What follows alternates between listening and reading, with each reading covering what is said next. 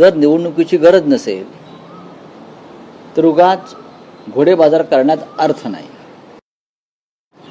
कोणीही महाराष्ट्रात यापुढे करू नये या मताचा मी आहे. महाराष्ट्रातल्या प्रत्येक निवडणुकीमध्ये विधान परिषद आणि राज्यसभा, 1-2 विधान परिषदा आणि 1 राज्यसभा निवडून देण्याइतकं बळ महाविकास आघाडीमध्ये आहे. पण कोणाला असं वाटत असेल की आपण घोडेबाजार करावा आणि महाराष्ट्राला जी चटक लागलेली आहे राजकारणात पैशाची, ती चटक वाढवावी, तर त्या राज्याच्या प्रतिष्ठेला, इब्रतीला धक्का लावतात. एवढंच मी सांगेन. पण रावसाहेब, तुमचे हे थेट संकेत आहेत का? कारण आता राज्यसभा बिनविरोध झालेली आहे. शरद पवार आणि त्यांच्यासह अन्य पक्षांचेही सगळे उमेदवार बिनविरोध गेले. तर मे महिन्यात होत असलेली विधान परिषदेची निवडणूक, ज्यात संभाव्य उमेदवार उद्धव ठाकरेही असतील, तुम्ही स्वतः तसं म्हणता आहात, तर ती निवडणूकही बिनविरोध व्हावी अशी तुमची अपेक्षा आहे का? काहीच हरकत नाही बिनविरोध व्हायला.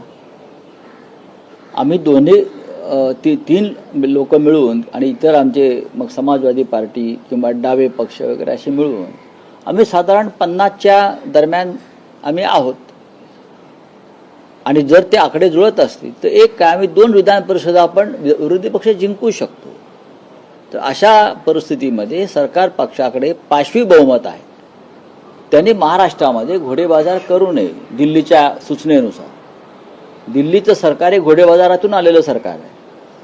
पण महाराष्ट्रातलं सरकार, त्यांच्याकडे आज बहुमत आहे. ते बहुमत कसं आणलं वगैरे हा पुढला प्रश्न आहे. त्यांच्याकडे बहुमत आहे. स्वतः भारतीय जनता पक्षाकडे बहुमत आहे. तर त्यांनी या राज्यामध्ये भविष्यात घोडेबाजाराचा कलंक लावून देऊ नये. या निवडणुकीतला आणखी एक प्रश्न आहे की सर्वांनाच आश्चर्य देणारी उमेदवारी म्हणजे शिंदे शिवसेनेतून आलेली. अनेक नावं म्हणजे राहुल शेवाळे, शायना NC वगैरे अशी सगळी नावं सुरू असताना एकनाथ शिंदे यांनी ज्या कार्यकर्त्या आहेत, प्राध्यापिका ज्योती वाघमारे यांना उमेदवारी दिली. हा त्यांच्या पक्षाचा प्रश्न आहे.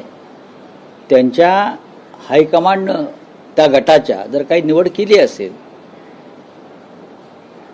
तर त्याच्यावरती मी मत व्यक्त करणार नाही. पण जर एखाद्या सामान्य कुटुंबातल्या कार्यकर्त्याला, दलित शोषित कुटुंबातल्या कार्यकर्त्याला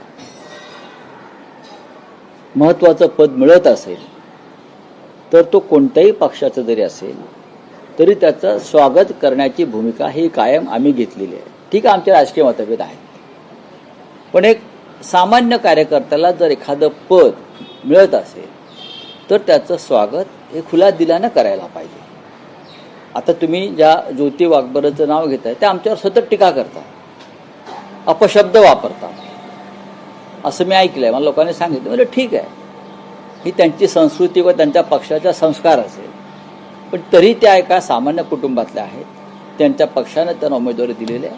त्यांनी महाराष्ट्रातल्या तळागाळातील शोषितांसाठी काम करावं, एवढंच मी सांगेन.